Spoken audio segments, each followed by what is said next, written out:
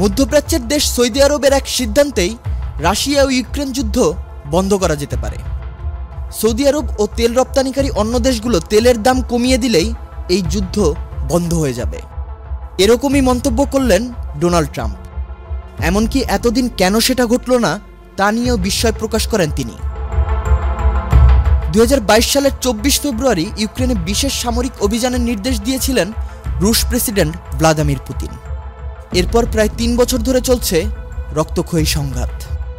এই দীর্ঘ সময়ে দুই পক্ষের পাল্টা হামলায় হাজার হাজার মানুষের প্রাণহানি ও লক্ষাধিক মানুষ তাদের বাড়িঘর হারিয়েছে। নির্বাচনী প্রচারণা চালানোর সময় থেকেই রাশিয়া ইউক্রেন যুদ্ধ নিয়ে কথা বলে আসছেন ট্রাম্প। তিনি প্রায়ই বলতেন ক্ষমতায় থাকলে 24 ঘন্টার মধ্যে রাশিয়া ইউক্রেন সংকট সমাধান করে ফেলতেন। If I were president, and I say this, I will end that war in one day. It'll take 24 hours. নির্বাচনে জয়ী হওয়ার পর তিনি বলেছিলেন ইউক্রেন সংঘাত নিয়ে রুশ প্রেসিডেন্ট ভ্লাদিমির পুতিনের সঙ্গে আলোচনায় বসবেন।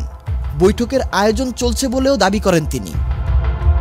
23 জানুয়ারি সুইজারল্যান্ডের দাভোস শহরে ওয়ার্ল্ড ইকোনমিক ফোরামের বার্ষিক সভায় ভার্চুয়ালি যুক্ত হয়ে ফোরামের ব্যবসায়ী নেতাদের উদ্দেশ্যে বক্তব্য দেন ট্রাম্প। তিনি বলেন তেল রপ্তানিকারক দেশগুলো যে এখনও তেলের দাম কমায়নি তাতে তিনি বিস্মিত।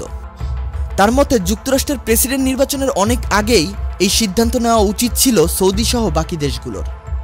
মধ্যপ্রাচ্যের পেট্রোলিয়াম রপ্তানিকারক দেশগুলোর সংস্থা ওপেকের সদস্যদের প্রতি ট্রাম্প বলেন, সৌদি ও ওপেকের সকল সদস্যকে বলবো তেলের দাম কমান, আপনাদের এটা করতেই হবে। সত্যি কথা বলতে এখনও যে এটা করা হয়নি এটা আমাকে অবাক করেছে। তেলের দাম কমলে রাশিয়া ইউক্রেনের যুদ্ধ সঙ্গে সঙ্গে বন্ধ হয়ে যাবে। ট্রাম্প আরও বলেন, খনিজ তেলের দাম এখন অনেক বেশি, তাই যুদ্ধ চলবে। যুদ্ধ বন্ধ করতে চাইলে আপনাদের তেলের দাম কমাতে হবে। যা হচ্ছে তার জন্য ওই দেশগুলো অনেকাংশে দায়ী। তেলের দাম কমার পর আমি সুদের হারও কমাতে বলবো। মধ্যপ্রাচ্যের দেশগুলো যদি ট্রাম্পের কথা শুনে তেলের দাম কমিয়ে দেয় তাহলে রাশিয়ার বেশ বড় ধরনের ক্ষতি হতে পারে। রাশিয়ার অর্থনীতি তেল ও গ্যাস রপ্তানির উপর অতি নির্ভর। মধ্যপ্রাচ্যের দেশগুলো যদি তেলের দাম কমিয়ে বিশ্ববাজারে সরবরাহ করে তাহলে রাশিয়ার তেল রপ্তানি থেকে আসা আয়ের পরিমাণও কমে যাবে। ফলে রাশিয়ার যুদ্ধের খরচও বেড়ে যেতে পারে, কারণ তাদের যুদ্ধ চালানোর জন্য অর্থের প্রয়োজন।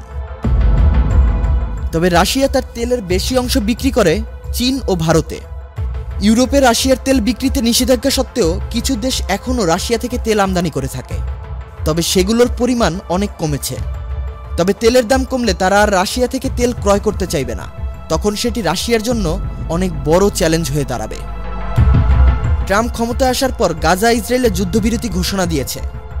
রাশিয়া ইউক্রেন যুদ্ধ নিয়ে পুতিনের সঙ্গে আলোচনায় বসার আগ্রহ দেখাচ্ছেন, কিন্তু তার আগে তিনি মধ্যপ্রাচ্যকে সাথে নিয়ে এই যুদ্ধ বন্ধের চেষ্টা চালাচ্ছেন। এখন দেখা যাক মধ্যপ্রাচ্যে ট্রাম্পের এই সিদ্ধান্তে কতটুকু সাড়া দেয় এবং এই রক্তক্ষয়ী যুদ্ধ কিভাবে বন্ধ হয়।